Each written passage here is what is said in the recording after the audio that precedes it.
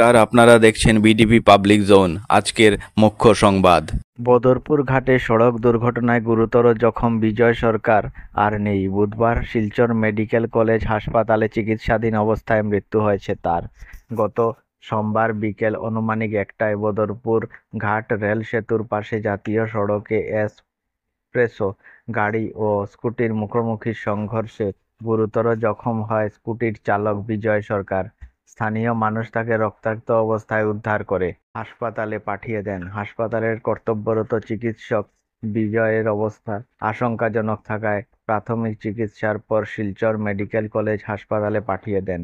হাসপাতালের চিকিৎসকদের যাবতীয় প্রচেষ্টাকে বিফল করে বিকেল আনুমানিক 3টা নাগাদ তিনি পৃথিবী থেকে বিদায় নেন। বিজয় সরকারের এই মর্মান্তিক মৃত্যুতে তার বাড়ি বদরপুর রেল কলোনি সহ পরিচিত মহলে শোকের ছায়া নেমে এসেছে। বুধবার রাতেই বিজয়ের শেষকৃত্য সম্পন্ন হয়।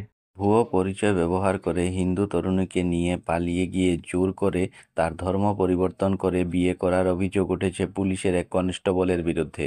ঘটনাটি গুয়াহাটির চাঁদমারি থানা এলাকার। অভিযুক্ত কনস্টেবল আব্দুল বাসিদ গীতানগর থানা অফিসার ইনচার্জের ব্যক্তিগত নিরাপত্তা রক্ষীর পদে কর্মরত ছিল। এবার তার বিরুদ্ধে মামলা গ্রহণ করেছে পুলিশ। তরুণীর পরিবার জানায়, তারা গুয়াহাটি চাঁদমারি এলাকায় এক ভাড়া বাড়িতে থাকেন এবং তাদের কন্যা স্থানীয় একটি কলেজে পড়াশোনা করত। কয়েকদিন আগে সে কলেজে যাবার নামে ঘর থেকে বেরিয়ে যায় এবং রহস্যজনকভাবে নিখোঁজ হয়। এরপর চাঁদমারি থানায় একটি নিখোঁজ ডায়েরি দায়ের করা হয়। পুলিশ জানিয়েছে, তদন্তে নেমে তারা জানতে পারে আব্দুল বাসিদের সঙ্গে ওই তরুণীর যোগাযোগ ছিল এবং তার সঙ্গেই সে পালিয়ে গেছে। আগামী 14 আগস্ট পর্যন্ত উরিয়াম ঘাটে উচ্ছেদ অভিযানের উপর স্থগিতাদেশ জারি করল গুয়াহাটি হাইকোর্ট। এর সংক্রান্ত এক মামলা হাইকোর্টে রুজু করেছিলেন ভুক্তভোগী 58 জন। তাদের আইনজীবী আর এ ভূঁইয়া জানিয়েছেন, 14 আগস্টের আগে সরকারকে হলফনামা দিতে বলেছে আদালত। কি করে উরিয়াম ঘাটের উচ্ছেদিত এলাকায় প্রধানমন্ত্রী আবাস যোজনার ঘর নির্মাণ হলো, বিদ্যুতের সংযোগ পৌঁছে দেওয়া হয়েছে, সেটা জানতে চেয়েছে হাইকোর্ট। সেই সঙ্গে আবেদনকারীদের বিভিন্ন তথ্য পেশ করেও বলেছেন হাইকোর্টের প্রধান বিচারপতি আশুতোষ কুমার এবং বিচারপতি অরুণ চৌধুরীর ডিভিশন বেঞ্চ।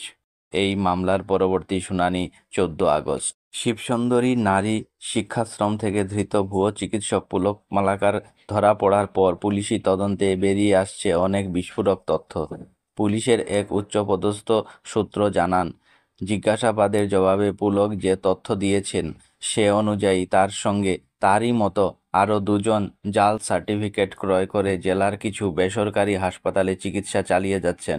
সূত্রটি জানান, পুলিশের দেওয়া এই তথ্যের সূত্র ধরে শীঘ্রই ওই 2জনকে তদন্তের আওতায় আনা হবে। জলের স্রোতে তছনছ হয়ে গিয়েছে উত্তরকাশীর ধারালি। ভেসে গিয়েছে ঘরবাড়ি, গাড়ি, হোটেল, ভেসে যায় মানুষও।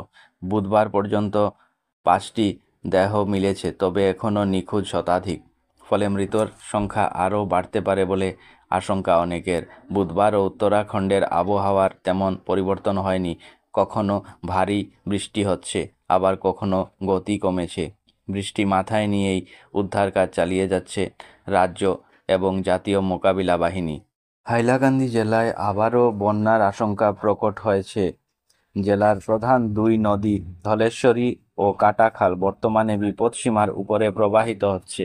কাটাখাল নদীর তসলা এবং আইকান লাইকাং এলাকায় পুরনো ভাঙা বাঁধের ফাঁক দিয়ে প্রবল গতিতে জল প্রবেশ করে প্লাবিত করছে সামরিকোনা গাগলাছড়া পূর্ত সড়ক সহ সুদর্শনপুর দ্বিতীয় খণ্ডের বিস্তর এলাকা। গত কয়েক মাস আগে হওয়া বন্যায় এই বাঁধগুলি ব্যাপকভাবে ক্ষতিগ্রস্ত হয়েছিল এবং সে সময়ও এই পথ দিয়ে জল প্রবেশ করে আশপাশের বিস্তীর্ণ গ্রাম প্লাবিত করেছিল।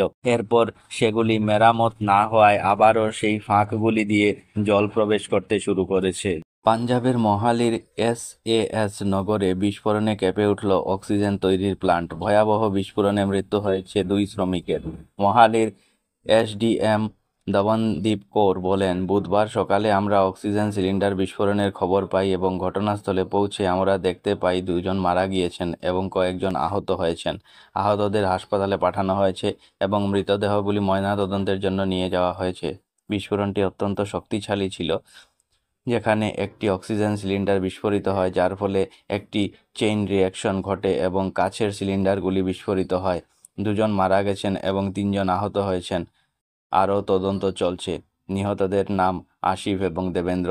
বিস্ফোরণ সকাল 9টায় ঘটেছিল।